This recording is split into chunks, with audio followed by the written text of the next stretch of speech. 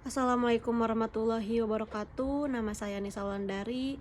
Saya akan menjelaskan tugas UAS hukum pidana.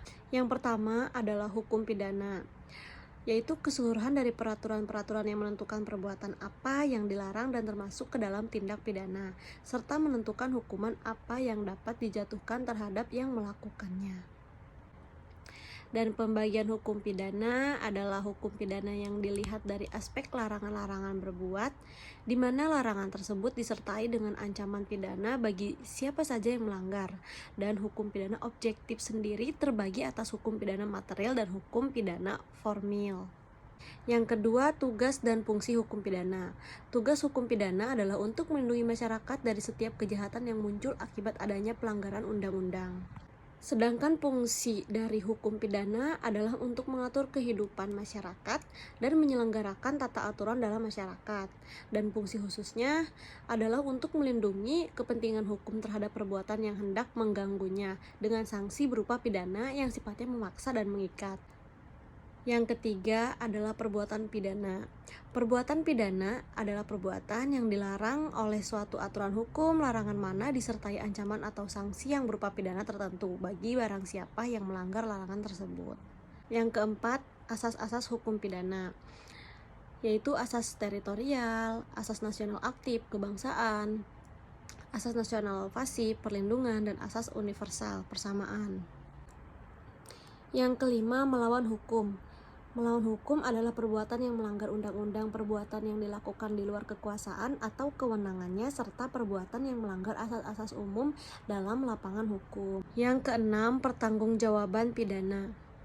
Pertanggungjawaban pidana adalah kewajiban individu atau korporasi untuk menanggung konsekuensi atas perbuatannya karena telah melakukan suatu kejahatan yang merugikan. Yang ketujuh, alasan penghapus pidana. Alasan penghapus pidana adalah peraturan yang ditunjukkan kepada hakim.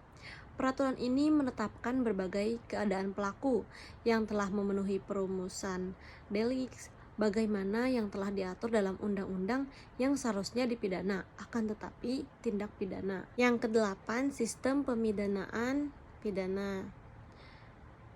Sistem pemidanaan di Indonesia secara konsepsional dalam Kitab Undang-Undang Hukum Pidana yang diberlakukan saat ini sebenarnya telah mengakomodasikan paham dari ketiga aliran dalam hukum pidana yang ada.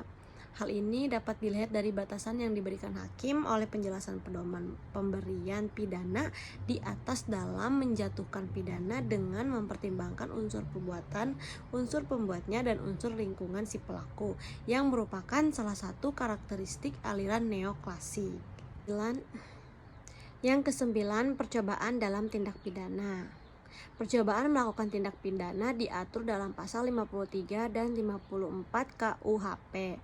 Pertama, yang pasal 53 mencoba melakukan kejahatan dipidana jika niat untuk itu telah ternyata dari adanya permulaan pelaksanaan dan tidak selesainya pelaksanaan itu bukan semata-mata disebabkan karena kehendaknya sendiri.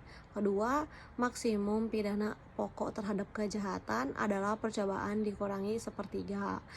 Ketiga, jika kejahatan diancam dengan pidana mati atau pidana penjara seumur hidup, dijatuhkan pidana penjara paling lama 15 tahun.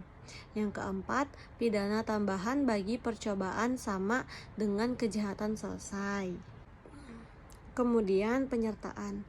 Perbuatan pidana tidak selalu dilakukan hanya seorang, namun terkadang dapat juga oleh beberapa orang. Terdapat unsur-unsur pernyataan, antara lain ada pelaku, terus pelaku atas suruhan, menyuruh melakukan, turut melakukan, menggerakkan, dan membantu melakukan. Dasar hukum penyertaan diatur dalam pasal 55 dan 56 KUHP. Ancaman pidana penyertaan dan pembantuan diatur dalam pasal 57 KUHP. Dan ada gabungan atau perbarengan perbuatan pidana. Perbarengan merupakan keadaan di mana terdapat pelanggaran atas beberapa perbuatan pidana yang dilakukan oleh pelaku. Dalam doktrin hukum pidana terdapat dua macam perbarengan, yaitu ada perbarengan perbuatan pidana idealis, ada perbarengan perbuatan pidana realis.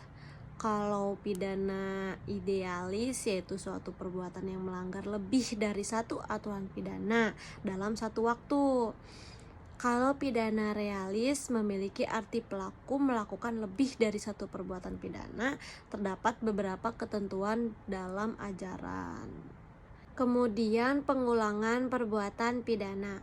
Pengulangan terjadi apabila seseorang yang melakukan suatu tindak pidana dan telah dijatuhi pidana dengan putusan hakim kemudian melakukan tindak pidana lagi. Terdapat dua sistem. Ada sistem residif umum dan sistem residif khusus. Yang umum yaitu setiap pengulangan pembuatan pidana yang tidak harus sejenis dan tidak ada batas waktunya. Dan yang khusus yakni setiap pengulangan terhadap perbuatan pidana yang sejenis dalam kurun waktu tertentu.